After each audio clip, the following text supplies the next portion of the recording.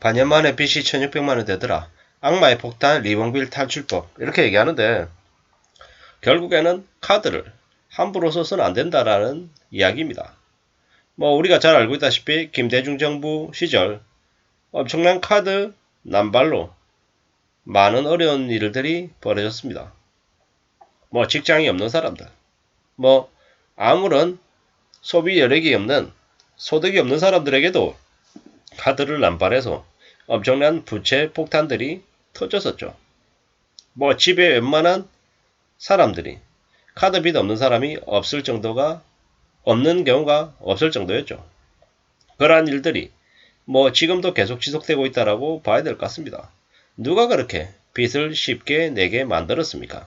저건 결국에는 서민들을 상대로, 보통 사람들을 상대로 그냥 돈놀이하는 거다라고 밖에 볼 수 없는 거죠.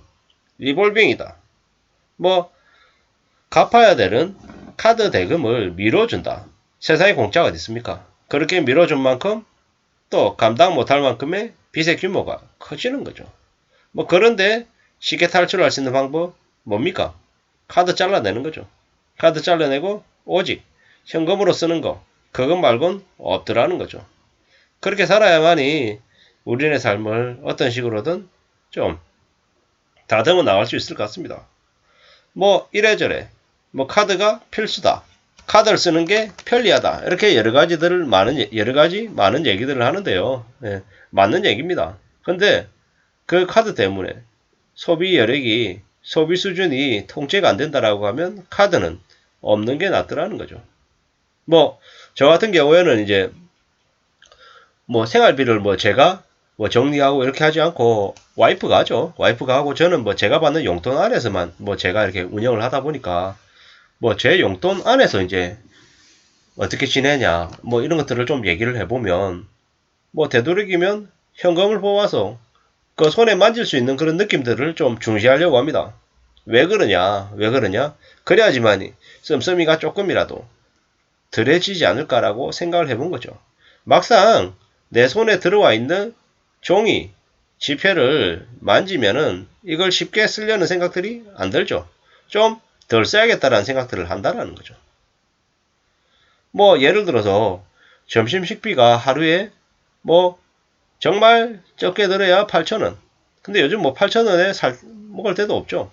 뭐 분식집이 아니고서는요. 보통의 식사를 한다라고 하면 그냥 대략 10,000원은 생각해야 된다라는 거죠.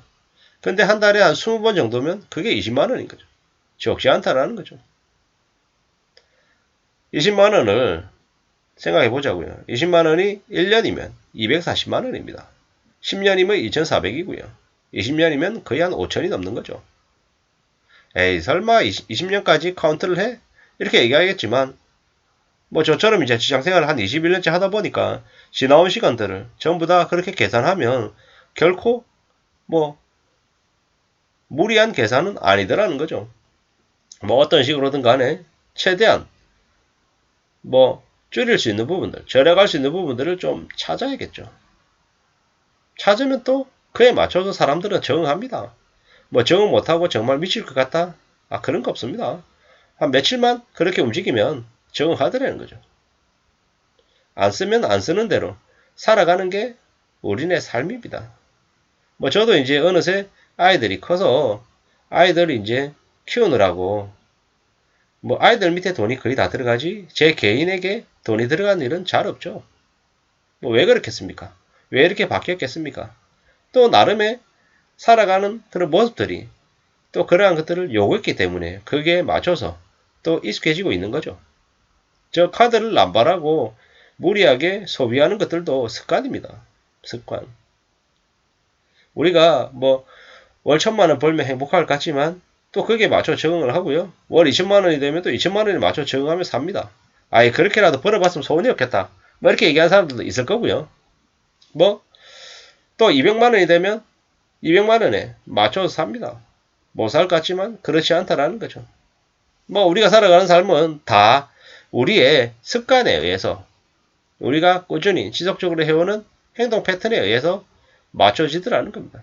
그렇기 때문에 저 리볼빙 탈출법, 리볼빙이라는 것 자체를 안 쓴다라는 게 첫 번째고, 두 번째는 카드 자체를 아예 사용 안 하는 거. 그게 낫겠다라는 겁니다.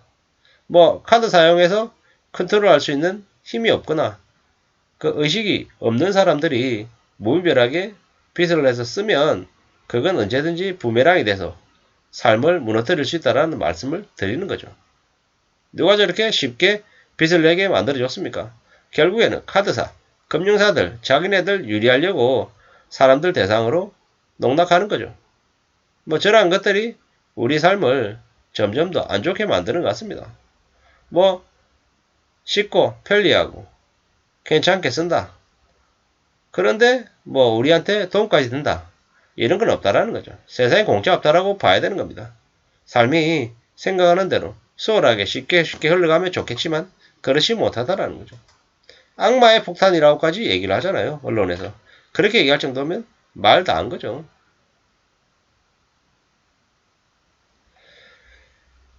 카드값 250만원 나왔는데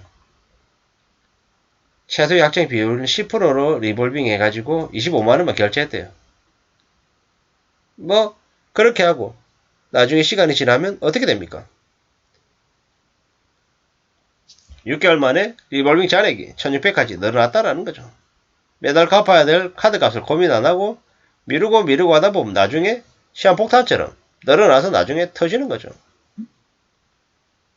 원금과 이자를 감당 못할 수준까지 가면 그냥 뻥 하고 터진다라는 거죠. 이게 현실이라는 걸 잊지 말아야 되겠습니다. 뭐 살아가는 게 절대 쉽지 않습니다. 누가 대신 갚아주는 것도 아니고요. 예. 한도가 찰 때까지 빚을 안 갚고 늘기만 하는 상황이 처하다 보면 어느 시점이 되면 그냥 터지는 거죠. 부채가 쉽게 늘어난다라는 거죠. 리볼빙 서비스 이런 걸 아예 안 써야 되는 거죠. 참 이래저래 참 나쁜 거다, 나쁜 제도다라고 이제 생각이 드는 거죠.